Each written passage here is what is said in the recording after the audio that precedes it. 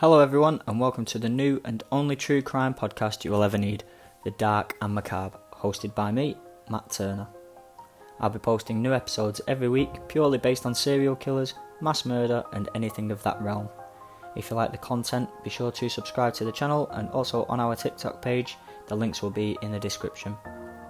Comment down below on what you think I should cover in the next episode and let's get into today's story. In this first episode we'll be looking at the story of the killer couple Ian Brady and Myra Hindley, better known as the Moors murderers. The story of the Moors murderers starts in Manchester, England, July 1963.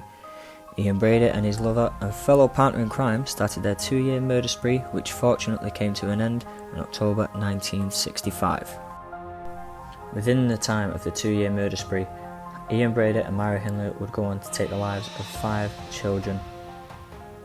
First being Pauline Reed, who was 16 when she lost her life. The next victim would be John Kilbride, who was 12 at the time. Their third victim would be Keith Bennett, who also died at the age of 12.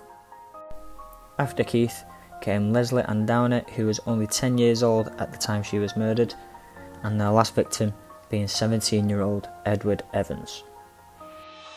On the 12th of July 1963, Pauline Reed would be going to a disco, or so she thought. After meeting up with her friend Myra Hindley, Hindley told her that she had misplaced some gloves and that they had to go and look for them. What she didn't expect was to be taken to Saddleworth Moor to find these gloves, where she would be then beaten viciously in the head and had her throat cut with so much force that her spinal cord was severed. Eventually, after the 2-year murder spree, Brady and Hindley confessed to her murder while serving in prison in 1985. Their second victim would go on to be John Kilbride, a 12-year-old boy, who was taken from the market in Ashton-under-Lyne, which is another town near Manchester. Myra Hindley had offered Kilbride a lift home, and seeing nothing suspicious, he took Hindley up on her offer and got into a car without knowing it would be the car journey to his unfortunate end. And what he thought was a lift home was actually a detour to Saddleworth Moor, the same place that Pauline Reed had her life taken away from her. On reaching Saddleworth Moor, it would turn out that Ian Brady would then sexually abuse John Kilbride and then go on to use a length of string to strangle him. After they figured out that John Kilbride was dead and of no use anymore, they would dispose of his body in a shallow grave. His body was unfortunately not found until October 1965.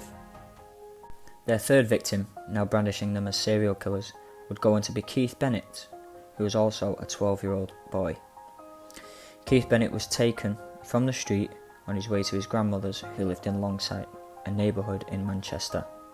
Whilst walking down the street, Hindley had asked Keith Bennett for help loading boxes into her car when she took this chance to abduct him and take him as their third victim for her and her lover. Just like the victim before, he was sexually assaulted and strangled with a length of string. The remains of Keith Bennett's body have still not been found, but are believed to be somewhere on Saddleworth Moor. Their fourth victim, Leslie Ann Downey, who was only 10 years old at the time of her murder. Just like the previous victim, she was kidnapped from a public place, this time being a fairground, in December of 1964. When the evidence of her murder was released, it was presented that the couple had again sexually abused her and also this time made a tape of her murder, which contained Leslie Ann Downey asking for her mother and for God to help her before she was sadly taken from this world. Her body was found also in a shallow grave on Saddleworth Moor of October 1965. Their time as a killer couple would come to an end after their fifth victim, Edward Evans, who was only 17 years of age at the time of his death. Brady and David Smith, Myra Hindley's brother-in-law, had met up with Evans to sort out a money dispute and then lured Evans back to Brady's house, who now lived in Hyde, a suburb of Manchester. Smith went into the kitchen and shortly after he heard, and quote, a very loud shrill. This made Smith run into the living room, where he witnessed Edward Evans lying half on and half off the couch. Brady was telling Evan to stop shouting, and when he didn't, Brady picked up a hatchet and repeatedly struck him in the head until he stopped. After witnessing this murder, David Smith, Myra Hindley's brother-in-law, feared for his own life from Brady and helped him cover up the murder. After this, Smith would then go home, and him and his wife called the police and told them of the events of that night.